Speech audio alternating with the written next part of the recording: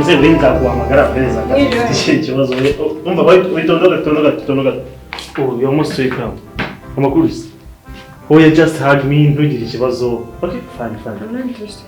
amakuru umeze neza okay have a seat none se uko wicaye kure so waje kwicara nanga nta kibazo ngo ni kure cyane I'm okay. Okay are you fine so okay nyine thanks ko nyine wemeye utumire bwanjye ukaza ariko umeze neza Yego. Okay as I told you nagira ngo uzanga nyine tuganire tuvugane okay before nyine ko ndwenda ari kintu twavuga ari cyo nakwakiriza hano hari lika ni imeze neza ntugire ikibazo. No sir, I'm okay. You okay? I don't need to drink. Okay, it's fine. Okay, as I told you, you have respected me and you've come to my home. So, are you good? Yes. Yeah, you are good. Okay. As you came to my office the other day, that's my job. That's my work. Just doing. It's very even income. The income comes very good. No, so. Me say ko nagira ngo ari byo nashaka kujya tuganireho. If it's okay, private life. Kuri ko ushize tuganira. Twavuganye ko umbwira ko na boyfriend ufite. I told you that's my private life. Yeah, I it's know. Yeah, I know. It's your private life. So me too, we are in private life. You see, you are one, me too, I'm one. So why can't we not just discuss private life? Also, just I want you to calm down and then discuss together. I'm not interested. Okay, okay. Nini icyo kimwe nyine nagusaba nimba if possible waza tukajya kuganira mu cyumba nimba. Kuganira mu cyumba? Yeah. Hano hatwaye ni okay. Nyine just nukugira ngo unarushye ku buryo nyine wahita unaruhuka. Nibwo ngira ikibazo. Ntabwo ushemeze nawe yeah, okay, it's fine. Ngiye cyo nshaka kugira ngo explain for you no kugira ngo man as I told you akazi kagomba kugenda neza. Nakubwiye ngo bimeze neza. Ahubwo wafashe kwambira ikinzanye hano icyo nje gukora cyarangira. Okay, calm down. What I was being telling you, so that's what I've said, that's my job. So you can akazi kanje urumva uje wazaza ufata amafaranga menshi kumva oh what's happening? What the meaning of that? No, man, just touching you. Touching me, what the meaning of that? Am I having jumps? No, we just now try to panic. We just dushaka kwanga tugiye kuganira private life, private job. Private life for what? Yeah. Urumva ko akazi tugiye gukora, urumva zawemba ibihumbi ijana urumva nayo ntago ari menshi. What? Please. Nyine what I've been telling you nje icyo nshaka. Sibyo? Man. Akazi ugomba gukora noneho kujya unabaye confirmed. Sibyo? Nje nabaye I have confirmed ko ugomba kugakora. Usazwembwa ibihumbi 900. It's not good. No, aho nyine bimeze so. Nyine icyo nshaka no kugira ngo tuganire private life. But stop touching me. What? Please, sir. Am I having jobs? I told you stop touching me. Touching me? What? Just touching you. It's a little thing. For what? Okay, if you don't mind, okay, basi you nashaka kugira basi tuganire. Okay, you see you have that. You can talk to me without touching me, okay? Why? Okay, just calm down. Also, I wanted to show we discuss about the jobs. Okay, just discuss about. Okay, it's fine. It's fine. Okay, if you know it, you can come and go in bed. Just Ben, doing what? To talk little what? Little what? We can talk about it here. If you get tired, you may lie. I'm not tired. No man, we've gone nguko. Sibyo? Nakubwiye ngo ntago naniwe. Ushobora kuruhuka naruhuka nde. Nakubwiye ngo ntago naniwe. I say you see what? Stop touching me. Stop. Stop what? I said stop. Okay, je none byangu ndo nakubwire none ikintu cyakuzanye hanga. Are you in or out? I'm in, of course. Okay, if you're in none nje ndashaka ko come and go to the bed and I show something that you do. Ibyo ndi kukubwira uri kubyumva 900 si make icyo nshaka nakubajije are you in?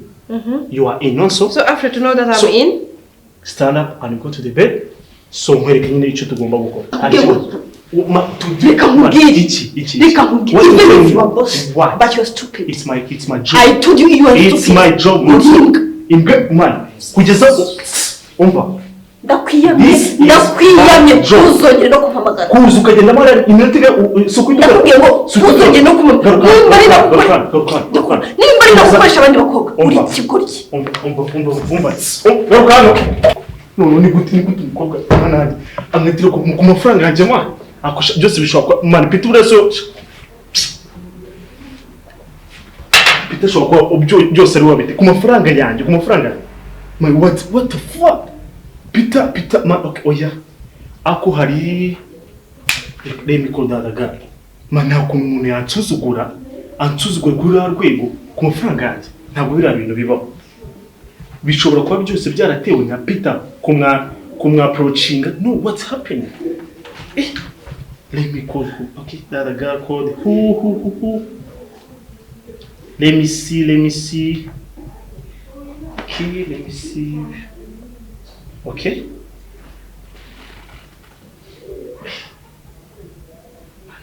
ibi ntabwo bibaho possible man kunyira ku mafaranga yanjye kamene ubise kadafata telefone kandi cyozo dafite ikibazo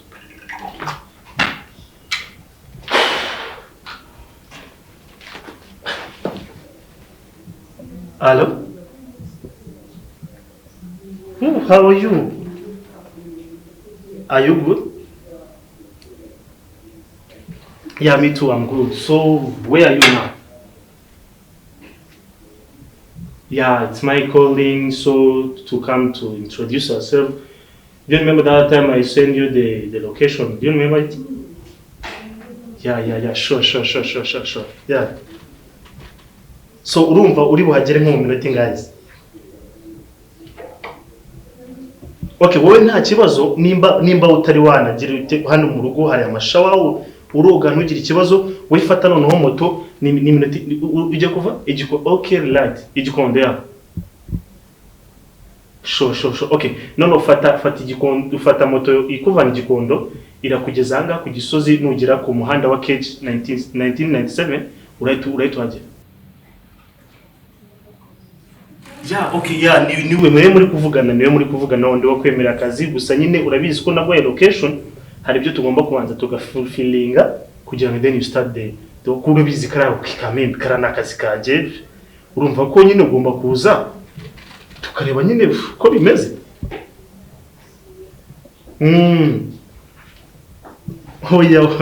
Oya na mutima muri kabisa. We no ufata moto. Okay, it's fine. We no ushobora no kugera ku mumotari byaba byakuyoboye ukahita wagera.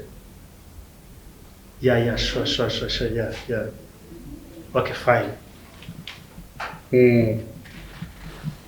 Nujya no kugipangu ngenda naza no kukwifatira ntugire ikibazo kabisa. Merci, Dorier. Sawa, merci. Sawa. Ibishobora kubara uvuga kuri bari aba bashaka kujya ariko ubundi buriya ni bari wamweje.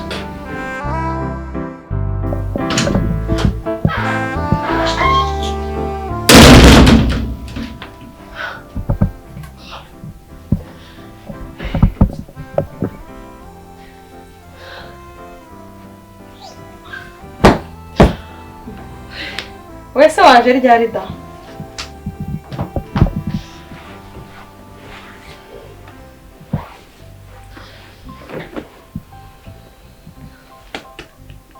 Bite Keni mbabarira udatuma nkutura umujinya afite. Kenia sinabivuze ubu se wowe ugiye kumubona. Mbabarira udatuma nkutura umujinya afite. Nakubajije akazi wagiyemo wakabonye. Bire byo biri gukorera mu ngo z'abagabo.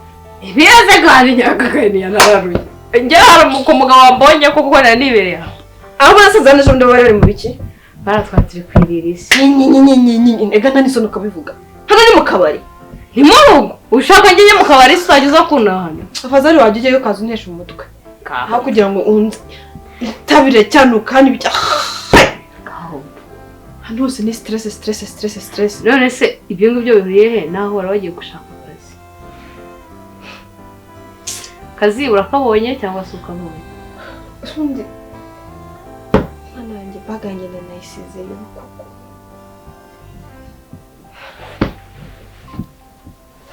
Keni mbonye. Baga urayisize? Hari imbona nase. Hari imbona. Ubu iki cyawe cyatumye utazana baga da? Ubona ngo ngere mu muginga mbwirwa kugira ngo amakazi no kugira ngo ndyamane nawe. Gusura seka iki? Niki kiranga gisekeje? Nizere ko wamuhaye. Kenya, uri umupagani. Ayo we mana we. Uzabinjije kugeza ryari ko? Mbabarira umbwire. Utambwira ngo wanze akazi. Nta kanzi. Ntabwo najyamana n'umuntu kwera akazi. Utambwira ngo wanze akazi. Kenia nago. Niko wanjije we. Wavuye mu cyaro uje hano kwicara wumva uzabona akazi muri iyi Kigali. Ase aho nakabonye naryamanye nabo. Nakandi nzakabona. Nubwo bitarimo umugisha ntago wawe. Ubu wanze kumuha wabona no gufata agaturu kamwe ukabona akazi kagwemo ibihumbi 100. Ese ndikene urumva wafata ikintu kubw'ubusambanyi kikakubera umumaro, kikakubera umugisha. Ariko nuzubu narapfuye. Se mama niyo mpamvu. Niyo mpamvu sike.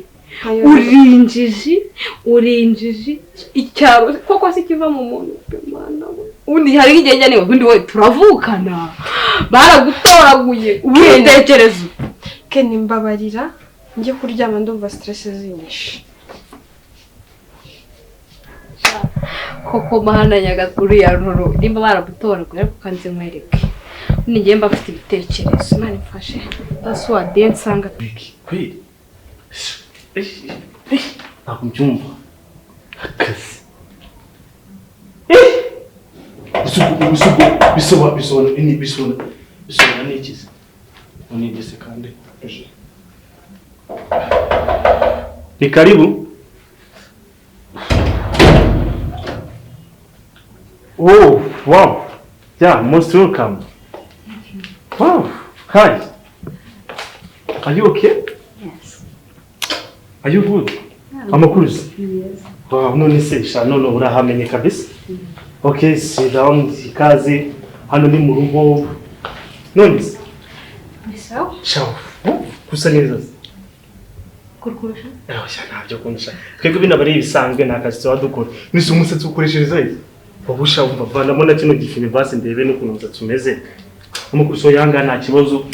Anamenetse natwagura. None se amukorere? Amakuru ni meza. Shora sa neza donc kamera. Barakoze. Shano nise ko watinze kandi nabwiye umumotari nagera wituza wituma magana. Shanye n'umumotari yamanje kungura turanayoba. Wow. Ariko nyine ndakeka nawe wabanya uhituhigira kari mu bakire ko dukora neza kabisa. Nahibwiye. Wow kabisa none se. Shano wambaye none no kuntu nkunda shawo. For sure. Utari wabimbwiye se. Shawo ya nukuneze uki. Utambiye nguze wambaye kuno.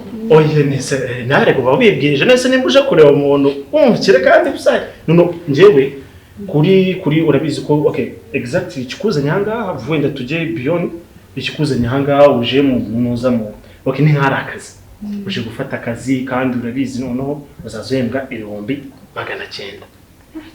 Nabyo uzazembwa 900. Ayo se yose ni uzajya yahembwa. Uye nugire ikibazo kuko nimbona n'akazi neza ugakurikije neza nkuko ubishaka neza ukumva miliyoni se ni menshi. Ko numva uri kumbeshya. Ntabwo mubeshya we feel all right to miss this umuntu wasa gutya ntabwo akako muhemba uno musatsi byonyine unamusatsi amafaranga ukoresha se muri 200.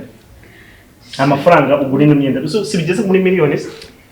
Cyokoze ndumva nishimiye cyane. Amafaranga ni menshi kuri njye n'ubwambe. Oya inzuki yitore ahangana n'ibira. Aya ntangana. Wenyine. Ishafu. Oya uko turi babiri kamere ese ubajyana cyane. Ntabwo ubwo tubaye babiri nyine. None se ndaza tubane. Nibyo ushaka? Hangari ibyumba byinshi uraryanga ariko urumva unaje twagira ukuntu tubyumvikanaho kuko urumva ntabwo wazaza uryama wenyine hari igihe ushaka nko gutinda nko mu kazi twarara kugira ngo njye mubyutsa tujye mu kazi neza. Hari icyo bitwaye se?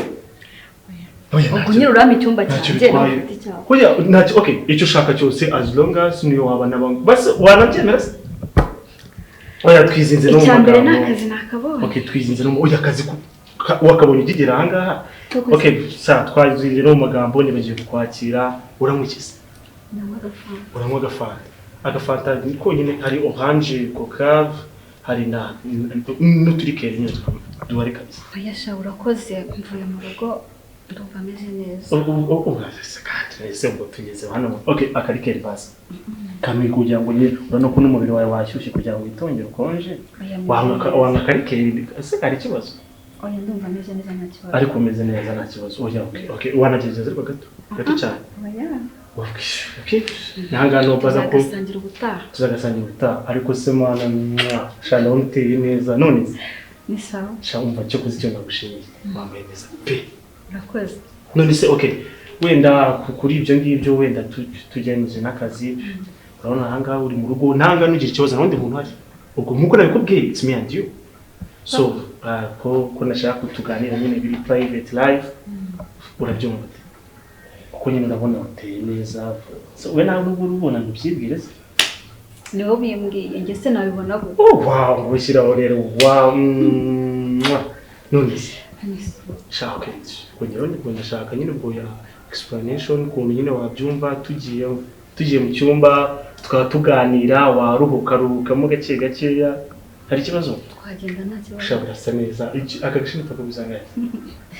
noneho ngiye gukora amafaranga menshi none nzagura ibirenze amafaranga uzagira nayo kurya anything genza mbikumenyera kwambara icyo ukoresha hari ikibazo wow agni niko cyakoze uteye neza pe mama aje bikubwire se niwe ho bimbwiye sure nigende uri kubwira se ishaka for sure urasa neza pe twe nake no kuvuga n'amagambo menshi gusa urareba nyine ira business nshaka kugushyiramo n'amafaranga uzaza unahemba kumva ira business nifite no kugira ngo nugera no mu kazi utazabona uko business ikorwa bikagutungura business okay mfite amashami Kayonza mfite amashami kwa Gitima Musanze branch uri kumva hano Kigali hari 3 branches hakaba rero na main uri kumva urumva aho hose ntabwo aburakazi headquarters warageze sibyo warageze none se njye uzanshyirayo aho ushaka bay okay sorry no kwita bay ko nimba na kibazo wageze babyo okay so ndumva twagenda nyine tukaganira nimba if possible mu cyumba nzita kubangamira wa kirahaguruka ntugira ikibazo wow nawe cyo kugira ngo kusemwana shayiba physically uyu nawe ukabya wow twagiye mwana urimo neza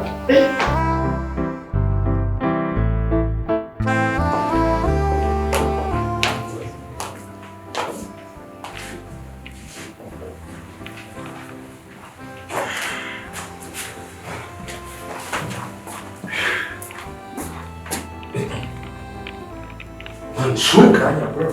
Nisema kuzi. Ayibu. Kutuzinjari. Utkado wamagaje ubungubu ni ibiki kwe? Nanjye man sinzi ne kubodo nari njamiye. Nari sinza musanga aruse mwana. Rega nanjye nabonye message biranunga. Sure. Nisika duhamagaza dushakira ikikana. Shaka tutegereze twumve tu. Siko numva bitanje se mwana. Za struggles. Ati bitega amaso. Ndabona ari insazi. Ni fresh. Unaniwane. Ko mwishimye se kandi ko nigeze mbahemba mwishimye kweli. Bosi ni wane. Cyangwa muzika mwe muzi utuntu two ku mihanda gusa. Nanjye mba no kurokira nitora binitunguye ko nawe kumenyereyeho. Ni wane. Bene ni sawa ariko. So sibatungue ko mwese mubona muhuriye ahangaha cyarimwe hari uruzinduko ugomba kujyamo ntabwo tuvugana ndagiye ngiye kwitegura gutegera ngo icyo urumva ko akazi kabaye nta kanyu n'ubusanzwe nta kanyu ngomba gukora nk'akanyu sibyo ariko ubu ngubu akarusho agushiramo imbaraga kurushaho gukurikirana abakiriya ibibazo bafite sibyo customer care nicyo dushinzwe urumva tubayeho kubw'abakiriya sibyo yeah so ninzumva ibirego message ngo service wapi kubera ko nagiye bizahita biba impamvu ko mukorera ku jisho kuko babanye sibyo nizere ko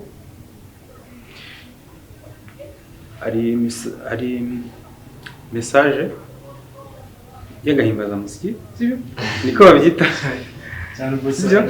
Ugomba kubasigira kugira ngo muzagere vatari. murakoze cyane kandi murakoze. We appreciate. Murakoze cyane pe. Kandi ni so much. Thank you so much. ibyo nta kibazo. Iyo abakiriya sibyo bameze neza nibwo ngewe mba numva iyo wishimye ukora akazi sibyo nanjye ni nyine binera umurava kuvuga ko akazi kanyine iyo kameze neza nibwo ndiba nishimye sibyo kandi mugafate nk'akanya mujya mubana mbafata nk'abakozi Mufata neza kabisa kandi bikwiriye. ubwo rero uruzinduko nshobora kuzamara ukwezi ni inama n'ubundi ijyanye na business Kwezi kose. urumva ko iyi business tugomba gukora dukora ubundi dukompeta sibyo hari ntabwo twaguma ku kintu kimwe sibyo tugomba no kujya kwihugura sibyo uburyo ikamasi kuri urwego iri kujyaho sibyo nibyo n'ubundi nzaba ngiyemo bijyanye n'amahugurwa n'ubundi bijyanye n'akazi n'ibyo dukora. Urumva rero ndakeka ahubwo naranakatije namaze no gukakatisha saa 12 ndaba ngiye. Ibijyanye n'akazi ntago ari enjoy cyangwa se iki. So ubwo rero nizere ko ibyo nari nabatumirije nibyo nashaka kubabwira. Uzagira urugendo rwiza boss. Uzagira urugendo rwiza kandi Imana ikurinde. Murakoze basore bano. Sawa.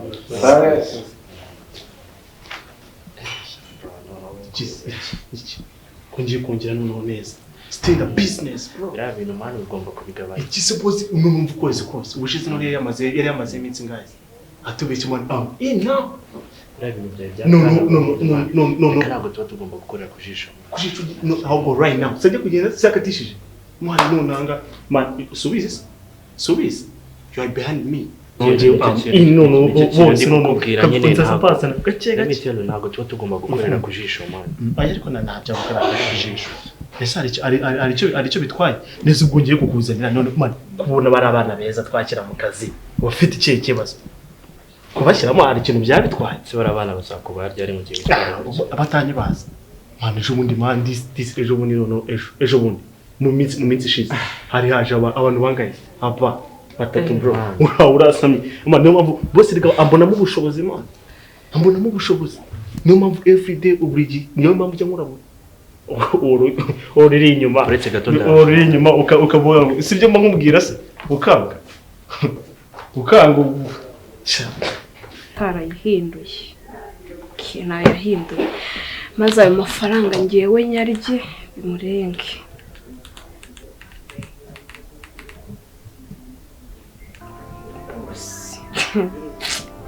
Bosisha sawa reka injiji ayo ndayariye kazi ko nashaka kare n'undi se ngiye niza ngari.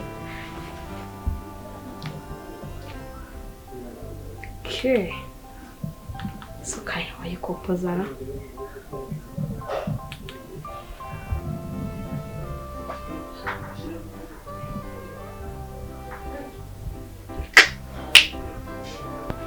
And that is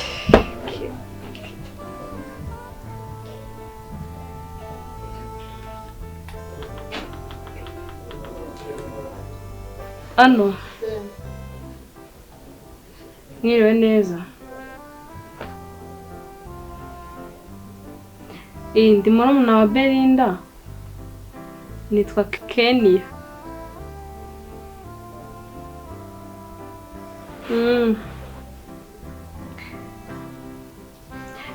Nimero yawe nyine nari nyifite.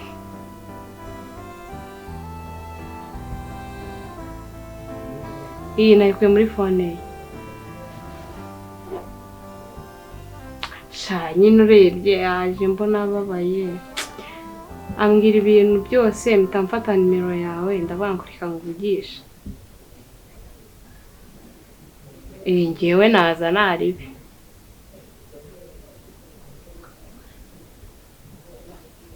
ariko nje nyine urumva nawe wamuha akazi. Reka ngiye buriya ndi umuntu mukuru. Oya ntabyo navuga. Ngiye ndakuze buriya nawe mbona namugira n'inama n'ubwo nduta. Nta kibazo nyine ubwo wowe tuzabikora umuha akazi.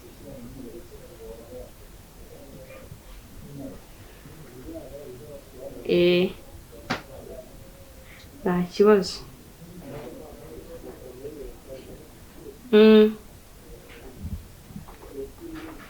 Nta kibazo nyine ubwo ngubwo nzaza. Kandi urakoze.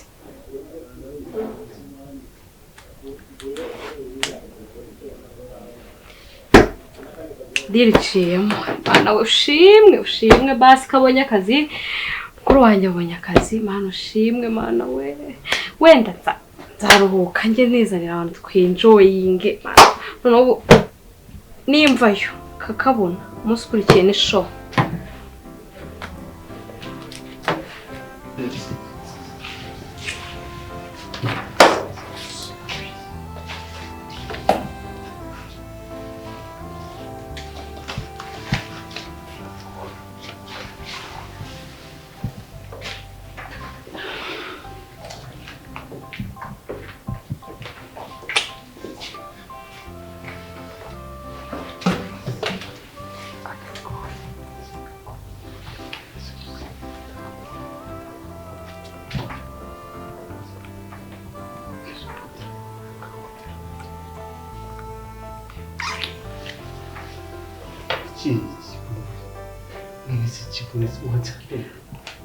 Nisi kufite ubwoba.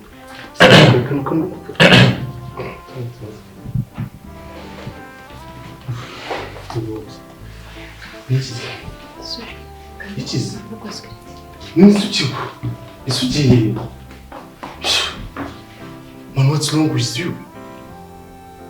Kuje gukora ubundi mu mwanya utarabukora. Ati njye ubona uri tayari gukora akazi bro. Ibi ni ibikiburi. Ibyo ni ibiki mbonemo. Neza arabasa warufite gukora akazi wose. Ko office mwayigize icyumba. Office sinjye ubikoreramo, sinjye guhedinze. Ubundi ni nikubwe ngo ujye kunguza muri kano kazi muri kino gitondo.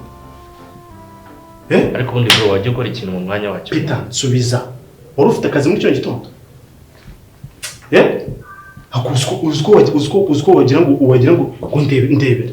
Ibi bintu chance ubujije umuntu. Warufite akazi muri kino gitondo.